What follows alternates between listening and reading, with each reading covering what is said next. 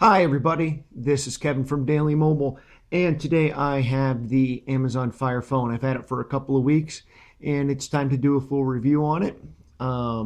Let's find out if this phone's for you, if it's not for you, who's it geared towards. We're going to start with a couple of specs. The specs are pretty decent on this phone. It's got a 4.7-inch display at a pretty impressive 468 ppi. It is an LCD screen. The device is a little heavy by today's standards, but I like the feel of it. It is 5.6 ounces. On the back, you have a 13 megapixel rear-facing camera. On the front, you have a 2.1 megapixel front facer. It runs on a 2400 milliamp battery. It comes in either 32 gig version or 64 gig version. The one I got happens to be a 32 gig version. It runs on a quad-core processor with 2 gigs of RAM. It has the dynamic perspective, which, if I can get the trick to work, there we go. You can see it kind of panning around the table on the lock screen. That's a pretty cool feature, useful in a couple games. It has the Mayday button, which you can push at any point. Let's see if I can find that. To get help, I have not used the Mayday button, which I probably should have. Yeah, all right. Anyway, it's got the Mayday button to get help. You can actually have a live person run through your phone for you, or they can just tell you what to do via video on the phone, which is pretty cool. And it has the Firefly, where if you would point it at an object, it would tell you what it is.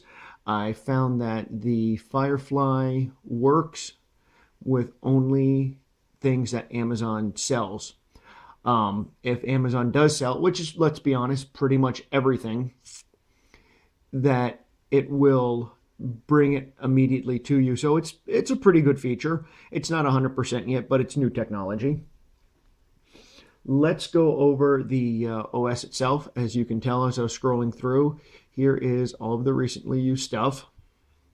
And then below the recently used, it shows you the last thing you've done with it. So I had an alarm set for 8:30. When I go to that, I can just tap it and it'll take me straight away to it, real easy.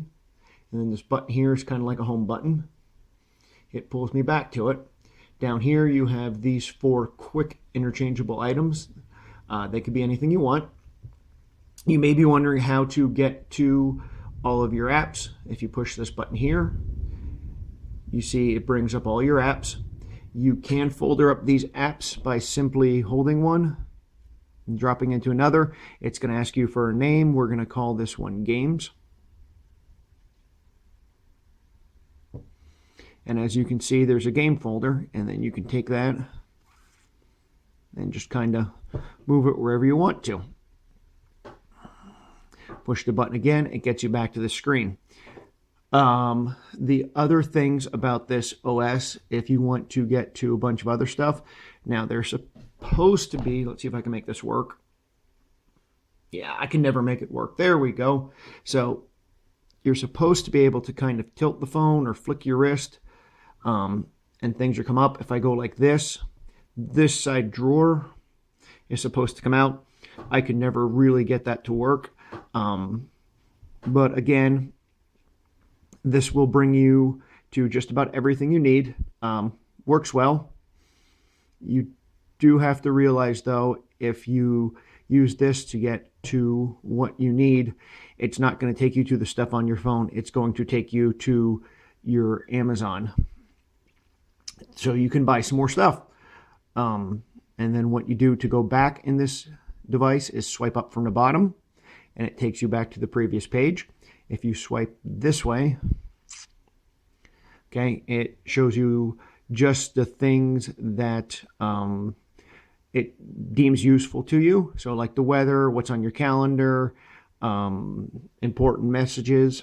And then if you would swipe down, it would give you all your notifications. You can clear that straight away.